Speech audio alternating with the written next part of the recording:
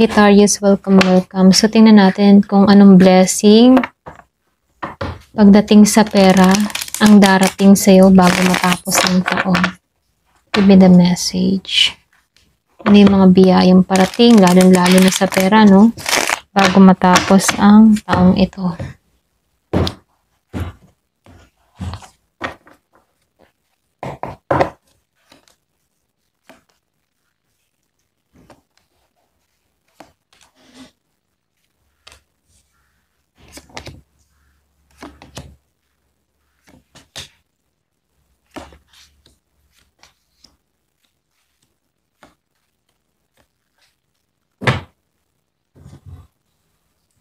So, dito, no, meron kang mga desisyon pagdating sa pananalapi. Yung iba sa inyo, no, meron akong nakikitang to observe dito.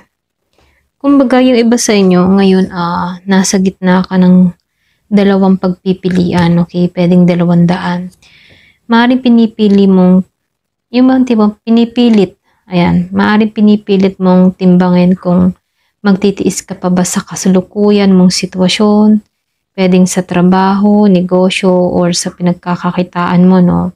Or lilipat ka ng bago. So, yung blessing dito, kalinawan ng isip, ay darating bago matapos ang taon. Magkakaroon ka ng sign or sitwasyon na magtutulak sa'yo na pumili ng mas matalinong direksyon dito, no? So, dahil lumabas tong the Star reverse and the Eight of Pentacles reverse, and the Eight of Wands reverse, ano? So, lahat naka-reverse to. So, ito yung tanda ng pagod, disconnection, at pagka-stuck, ano? Maring nararamdaman mo na kahit anong effort para bang walang balik o mabagal yung galaw ng pera dito, no? So, yung blessing dito, no, pinapakita ni Universe kung alin ang hindi align sa mission mo, okay? Hindi naman ito failure, kundi redirection. So, yung the Star reverse dito, nagsasabi na kapag humina yung pag-asa, no, huminto ka muna at mag-realign. So, sa huling buwan ng taon, ano, may moment of clarity kung saan malalaman mo kung saan ka dapat mag-focus para kumita. Okay? So, nakikita ko rin dito yung Three of Pentacles dito and the Two of Wands upright dito. So, dito, no, posibleng may pagkawala pagdating sa teamwork dito sa Three of Pentacles reverse. So, pwedeng meron ditong misunderstanding pagdating sa trabaho, sa negosyo. Maaring may taong hindi tumupad sa usapan, ano, o hindi nakasundo sa proyekto. So, yung blessing dito, matututo kang umasa muna sa sarili mong galing, okay? So, dahil lumabas ang Two of Wands upright dito, yung bang tipo na nagpapakita ito ng bagong plano, okay? Maaring online opportunity, freelancing, or pwede rin pag-aaral ng mga bagong skills. So, ito yung magiging turning point, ano, lalo-lalo na sa bago matapos yung taon. So, dito, ano, magplano ka kahit ba simple lang. Kasi ito yung magbubukas ng pera sa unang quarter ng 2026, okay? So, dito, dahil lumabas ang the Tower upright, ano, meron akong nakikitang pagyanig at pag-reset.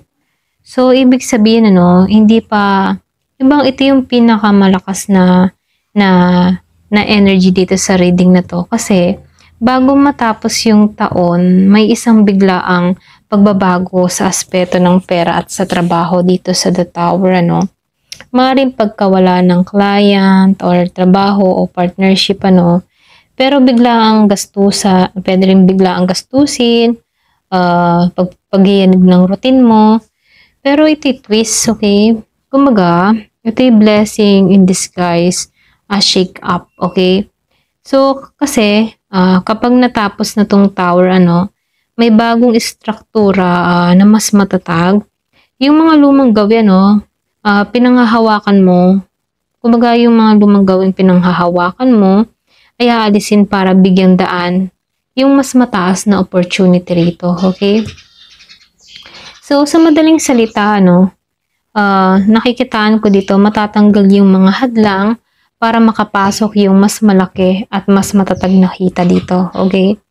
So, lumabas ang Knight of Swords dito and the Six of Swords dito, no? So, yung energy mo ngayon, no? Yung bang tipo na gusto mong gumalaw pero may pag-aalinlangan. So, nakikitaan ko dito, no? Yung bang maaaring gusto mong habulin yung isang goal pero natatakot ka magkamali rito. Dito sa Six of Swords, nakikitaan ko dito, no? Ito yung nagsasabi na bago matapos yung taon, makakalipat ka sa mas kalmadong sitwasyon, lalo-lalo na sa pera. Okay?